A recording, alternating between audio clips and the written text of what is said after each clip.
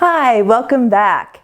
If you're new here, I'm Penny and my husband Mark and I live on a 1.5 acre farm in the middle of town and we call it Open Hand Farm. So welcome.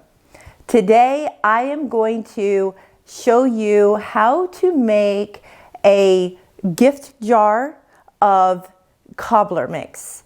It could be a gift or it could just be jars that you put on your shelf so that when somebody stops by, you have a quick dessert to make. Or maybe some night you think, I'd really like something sweet to eat. That would be an easy thing to do. I had watched a video on another YouTuber's channel and she was making a cobbler in a jar and she was talking about how easy it was. And I thought, oh, I'll watch this. Well, it was pretty easy to put the jar together, but then when it was time to make the cobbler, you had to add 5 more ingredients. And I was like, that's not easy at all. When I want to do something quick, I want it quick. So I thought about the recipe that my grandmother used to make, and we refer to it as mountain pie. It's very simple. It's 4 ingredients to put together, and then you add fruit and milk, period. So I am going to walk you through how to do these, and I hope that you enjoy it. So what we're going to need is flour, sugar, salt, and baking powder. Now I'm going to put these in quart jars. I'm going to use my canning funnel to add the stuff to the jar so that it goes in easily. And I will probably do each ingredient as I go. We're going to start with the flour.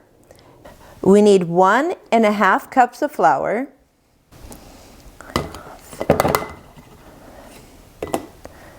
So we'll put that in each jar.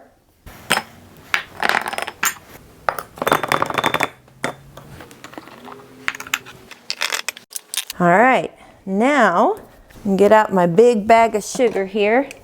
And if any of you are saying, you know, that has a Ziploc thing on it that you can open up and use, yeah, I don't. It seems to have sugar get caught in it all the time. So we also need 1.5 cups of sugar. And that's going to pretty well fill it, but there's still plenty of room for our salt and baking powder.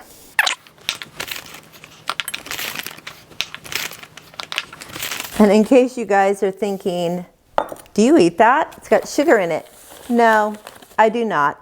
Although I have kind of figured out a way to do it with sourdough and honey. So maybe someday I'll show you that. Now we need baking powder. Get my recipe here. 2 1/4. Now this is baking powder, not baking soda. I'm going to go ahead and do the 2 in all of these and then come back and do the 4th. All right, and a 4th. Then we need salt, 1/2 teaspoon. Now did you see how fast that was?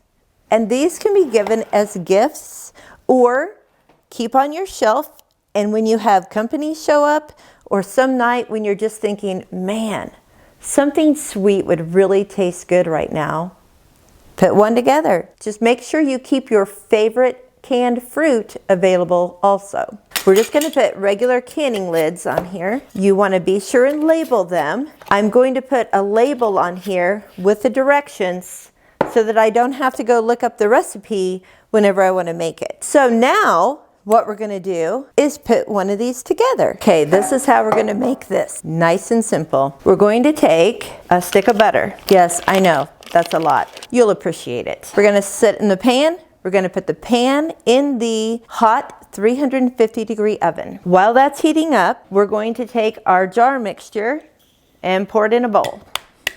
We're going to mix it up, make sure and incorporate that baking powder and salt. Then we're going to add milk. I am using coconut milk. You can use whatever milk you want to use. You're going to mix that up.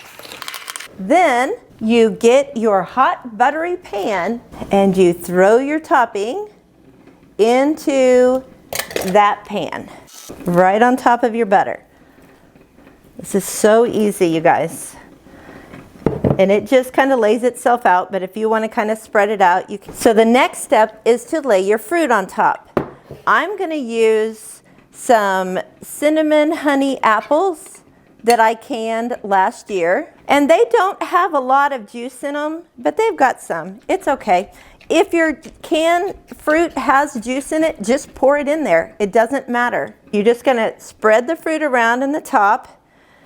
Now this is a lot of fruit. You don't have to use this much fruit. You can just use one can of fruit that you get from the store, or you can use two. But if you use two, you might want to drain off the juice from one. And then you just put it back in the oven and watch the magic. I wanted to show you, I went ahead and covered one of these jars with a piece of material, which would be a nice way. And then I just typed the recipe out on my Word document, printed it out on some cardstock, punched a hole, added some twine, and there you have a nice little gift to give someone.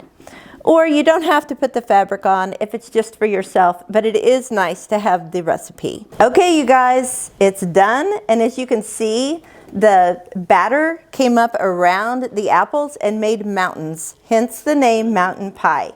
So I'm just going to dish some of this up and show you what it looks like. It's really nice and crunchy on the sides from that butter that's melted in the pan. That's my favorite part. And like I said, if you have fruit that has juice in it, that's fine too. It'll just incorporate in the batter. So there's what it looks like. And of course, if you want to add a dollop of ice cream, there's nothing wrong with that. Thank you so much for watching today. I hope you enjoyed this recipe and can use it to make some gifts for different people or to have on your shelf so that when people drop by, you've got a simple recipe that you can make. Thank you again, and until next time, blessings to you and yours.